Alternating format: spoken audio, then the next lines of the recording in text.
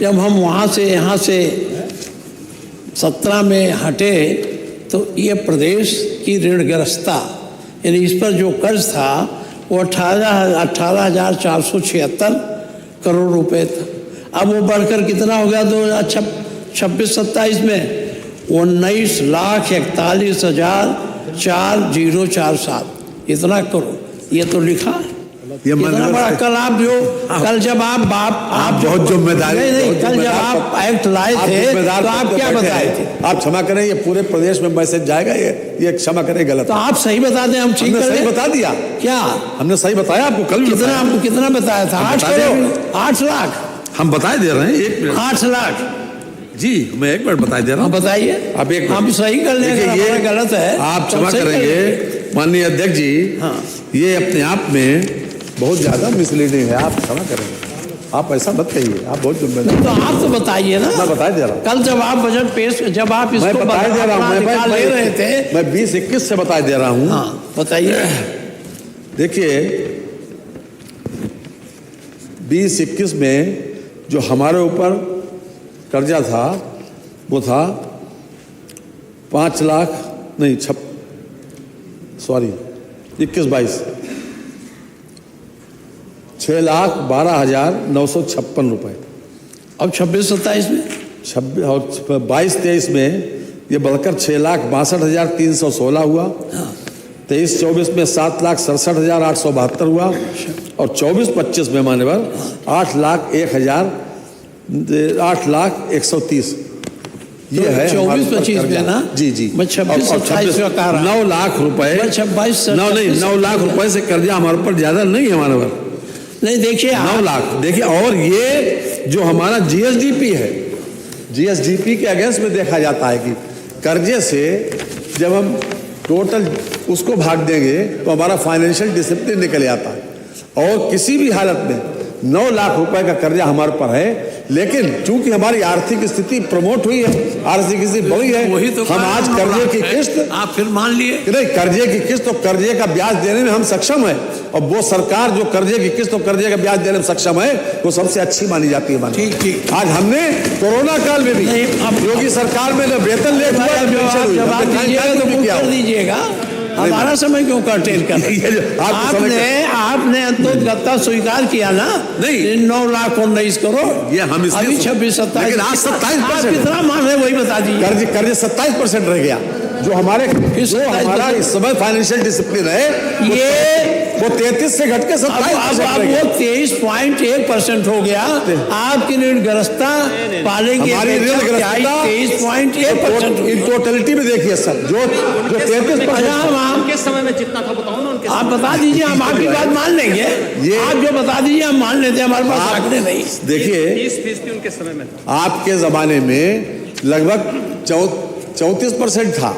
34% से घटकर इतने हम आए हैं 27% रह गया।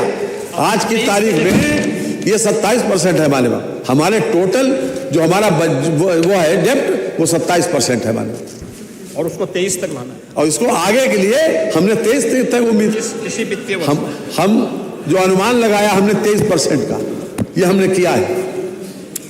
34% से 27% रहा। ऋणग्रस्तता कम करने की बात हमने नहीं। अब आप हमको भी कहा ले। देखिए ऋणग्रस्तता से काहे इतना चिढ़ जाते हैं? ऋणग्रस्तता तो आप कहते हैं ऋणग्रस्तता से हम विकास करते हैं, ऋण लेके विकास करते हैं। तो आप और ले लीजिए, हम कहाँ कहते हैं? इस बात को स्वीकार करने में आप क्या क्या दिक्कत होती है? आप अंतोगत्ता घूम के फिर 9 लाख पर आ गए, 9 लाख करोड़ पर इधर से उधर हमको इधर डिस्टर्ब किए। माननीय वित्त मंत्री जी, आपने कल एक एक्ट पास कराया अनुशासन का कि हम जो है किसी भी मूल्य में सकल घरेलू उत्पाद से 30% से अधिक कर्जा नहीं लेंगे। ये आपने कल पास कराया यही। अच्छा, इसी तरह से आपने ये पास कराया अपना राजकोषीय घाटा, वो तो पहले से 3% से ज़्यादा सकल घरेलू उत्पाद से तो मैं कह ही रहा हूँ, कहाँ मैं कह रहा हूँ। और आपका जो सकल ये 26-27 में 16-17 में अब छोड़िए, आपको राजकोषीय घाटा बताएं। 17-18 में 42,967, 86 रुपये से बढ़कर 2026-27 में राजकोषीय घाटा हो गया 1,18,480 करोड़। है कि नहीं है? है ना? सही है? ये तो नहीं गलत है ना? ये पूरे जीएसडीपी का 2.898 है। 2 पॉइंट कम है, नहीं तो आप 3 पार कर जाते। ये मैं आपको नहीं बताता हूँ। आपने प्रति व्यक्ति आय में कही है। प्रति व्यक्ति आय आपने आपकी बताया 1,20,000 हमारा हो गया, लेकिन वो ठीक है। और प्रदेशों का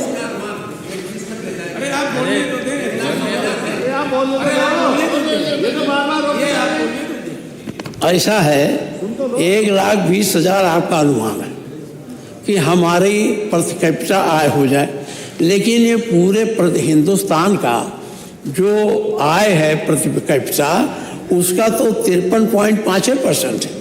आप उसके बराबर अभी नहीं पहुंच पाए। तो आप मान रहे नहीं पहुंच पाए, लेकिन तब कहा इतना ढिढोरा पीट रहे हैं, बहुत हो गए, तरक्की कर गए, आय बढ़ा दिया। पता है, आप खुद स्वीकार कर रहे हैं। ठीक है, मैं आपको डिस्टर्ब नहीं करूँगा। नहीं ठीक है, हम ज़्यादा नहीं करें। अब वो सकल घरेलू राज बताने में बहुत समय लगेगा, उसको ज़्यादा नहीं। लेकिन एक चीज़ आपको बता दें, सकल घरेलू उत्पाद में कर्नाटक तो हमसे थोड़ा 1,00,000 करोड़ कम हो गया है, लेकिन तमिलनाडु हमसे ज़्यादा है, महाराष्ट्र हमसे ज़्यादा है। आप तीसरे नंबर। आप अरे हम इंटरप्ट करेंगे तो आप कैसे बोलेंगे? दो प्रदेशों से आप तीसरे नंबर पर आ गए। पिछली बार आपने बताया था कि तीसरी बार पहले बताया था, लेकिन कर्नाटक की आय उस समय ज़्यादा थी, कर्नाटक का घट गया, आप 1,00,000 करोड़ बढ़ गया, तो आप पूरे हिंदुस्तान में अब तीसरी शक्ति हो गए। जब आप तीसरी शक्ति हो गए तो विकास काम भी ज़्यादा होना चाहिए। हम लोग माननीय मुख्यमंत्री जी, हमारा जो समाजवादी पार्टी का बजट था वो 3,00,000 करोड़ कुछ था, लेकिन हम लोगों ने कितने काम किए? हम लोगों ने उसे बहुत काम किया। अब उस कामों की सूची हम नहीं देंगे, क्योंकि आप यहाँ तो जो बोलने खड़े होते हैं वो वही 12-13 से शुरू करते हैं, ये नहीं किया वो नहीं। लेकिन आपको बताओ, उस पैसे में इकाना जैसा स्टेडियम बना, इकाना उसी में बना था।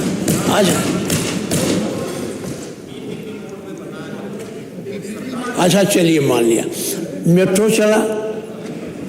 अब ये इलाहाबाद कोर्ट बनी, पुलिस मुख्यालय बना।